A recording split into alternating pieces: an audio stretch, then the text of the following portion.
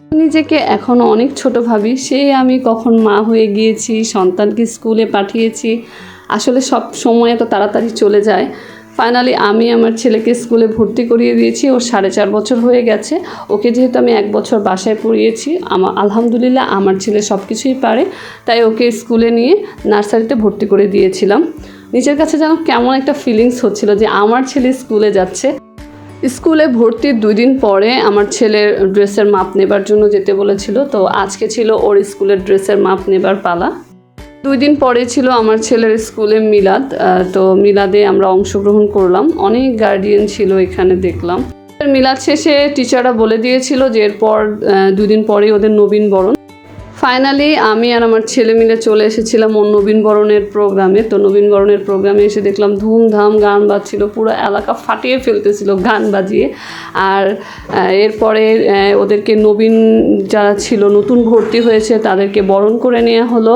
আর এখানে 2টো কিউট, একটা মেয়ে মিকি মাউস ছিল, একটা ছেলে মিকি মাউস ছিল।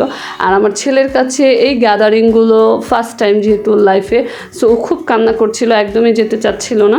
মা হওয়া এবং প্রথম সন্তানকে লাইফে প্রথম স্কুলে ভর্তি করার যে ফিলিংসটা, এটা আসলে বলে বোঝানো যাবে না এটা যে কতটা আনন্দের। তো আমার ছেলের স্কুল যেদিন শুরু হয়েছিল, এই দেখেন সকালবেলা তাকে ঘুম থেকে উঠিয়েছি, তার অবস্থা, সে তো কখনোই সকালে ঘুম থেকে উঠে অভ্যস্ত না। তো স্কুল যেহেতু শুরু হয়ে গেছে, এখন তো তাকে সকালে উঠতেই হবে। উঠে সে শুয়েছিল, তারপর অনেক কিছু বলার পরে তাকে রেডি করা হলো। অনেক কিছু বলে এটা কিনে দিব, সেটা কিনে দিব, সেটা একদমই রাজি না, কারণ তার স্কুল পছন্দ না।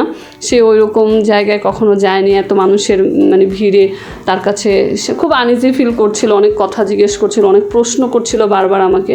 ছেলে অনেক লাকি, কারণ ও লাইফে ফার্স্ট টাইম স্কুলে যাচ্ছে, তা ওর মামনি ওর পাপার সাথে।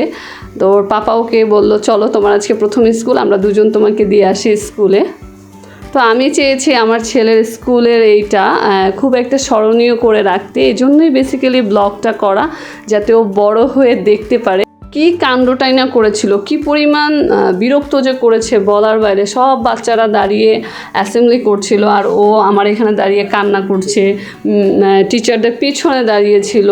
তাকে কোনোভাবে রাজি করানো যাচ্ছিল না, সে মেনে নিতে পারছে না এই মানুষগুলোকে, এই নতুন নতুন মুখগুলোকে। তো আমি যখন করছিলাম সাইড থেকে, তখন সে একটু একটু করছিল, আমাকে বলতেছে তুমিও করো, তুমি যদি করো তাহলে আমিও করব। কি একটা লজ্জাজনক অবস্থা।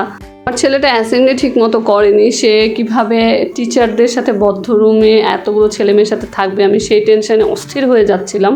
তো দেখেন সব গার্জিয়ানরা খুব বেশি টেনশনে ছিল, কারো বাচ্চাই ভিতরে ঢুকতে রাজি হচ্ছিল না, যেহেতু তাদের প্রথম স্কুল ছিল। তো আমার ছেলে বলছিল যে ওই দোকান থেকে যদি আমাকে খেলনা কিনে দাও তাহলে আমি যাব। তারপর ওই দোকান থেকে ওকে খেলনা কিনে দিয়েছি, দেন ওকে ভিতরে ঢুকাতে পেরেছিলাম। টেনশন ফ্রি ছিলাম ভেতরে দিয়ে, কিন্তু 10 মিনিট না যেতে সে বাইরে এসে বসে কান্না শুরু করেছে। সে ভেতরে যাবে না, ভেতরে তার ভালো লাগে না, ভেতরে আমাকে যেতে হবে। তো আর কি করার, অনেক কষ্ট করে সেদিন কোনো মতে ক্লাসটা করিয়ে বাসায় ফিরিয়ে নিয়ে এসেছিলাম। এই ভিডিওটা করে রেখেছি, বড় হলে দেখাবো যে কতটা ডিস্টার্ব সে আমাকে করেছে, কতটা যন্ত্রণা সে আমাকে দিয়েছে।